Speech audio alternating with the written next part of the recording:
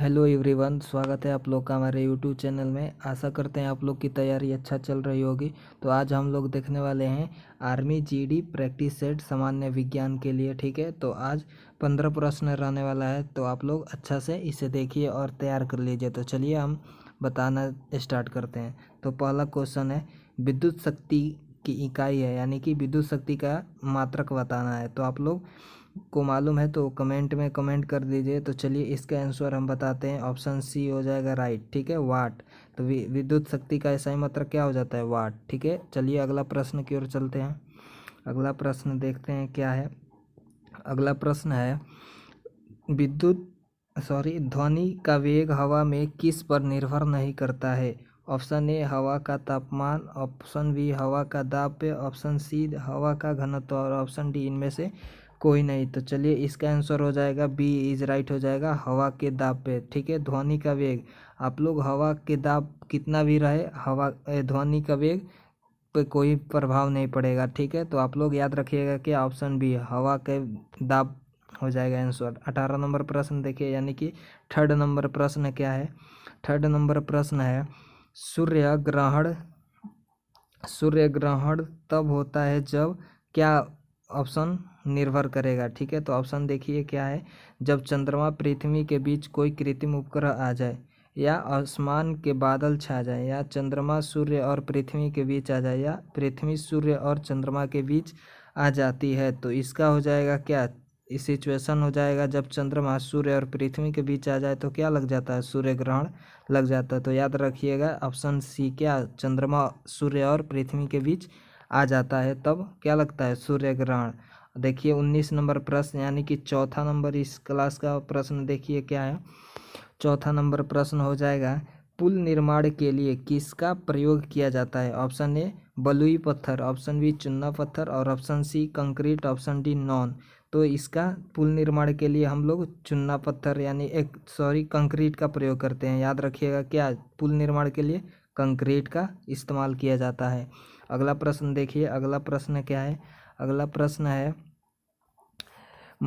एक अगला प्रश्न है, एक मानव कोशिकीय में क्या गुणसूत्र पाए जाए, यानी कि कितने गुणसूत्र पाए जाते हैं एक मानव कोशिकीय में। तो एक मानव कोशिकीय में 46 गुणसूत्र पाया जाता है। और ठीक है, इसमें 23 भी आता है, लेकिन अगर 23 दे तो 23 नत कीजिएगा, 46 में आ रहिएगा। ठीक है, एक कोशिकीय जीव रहेगा तो एक मानव कोशिकीय में। ठीक है, 21 नंबर प्रश्न देखिए क्या है। वायुमंडल में N2 की कितनी प्रतिशत मात्रा होती है। 1%, ऑप्शन बी ठीक है 67%, ऑप्शन सी 21% और 78%। तो इसका आंसर हो जाएगा ऑप्शन डी 78%। ठीक है, याद रखिएगा। 22 नंबर प्रश्न देखिए, 22 नंबर क्या है, निम्नलिखित में से कौन सा नाइट्रोजन उर्वरक का मूल्य संघटक है। हो जाएगा यूरिया, अमोनिया, सल्फर, सल्फ्यूरिक अम्ल या हाइड्रोक्लोरिक अम्ल। तो आप लोग बताइए। तो इसका हो जाएगा आंसर यूरिया। ठीक है, नाइट्रोजन उर्वरक का मूल संघटक क्या हो जाएगा, यूरिया। 23 नंबर प्रश्न देखिए, 23 नंबर क्या है, शरीर में लोहे की कमी से कौन सा रोग होता है। ठीक है, ऑप्शन ए उच्चतर रक्तचाप और ऑप्शन बी मधुमेह, ऑप्शन सी रतौंधी और ऑप्शन डी एनीमिया। तो इसका आंसर हो जाएगा क्या, एनीमिया।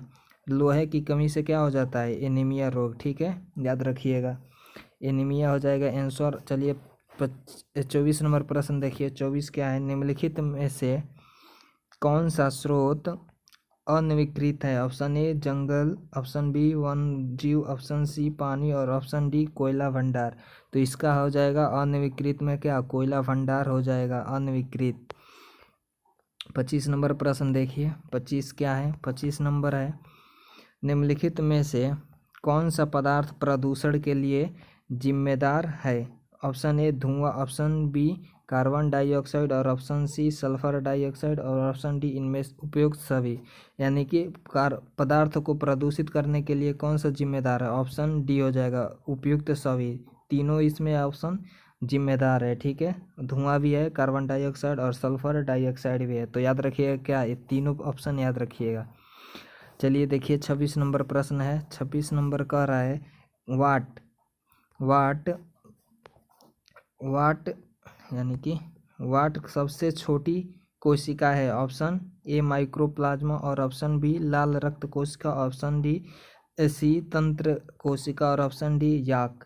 तो इसका हो जाएगा ऑप्शन ए माइक्रोप्लाज्मा। याद रखिएगा सबसे छोटा कोशिका होता है क्या? माइक्रोप्लाज्मा। तो याद रखिएगा ऑप्शन ए माइक्रोप्लाज्मा।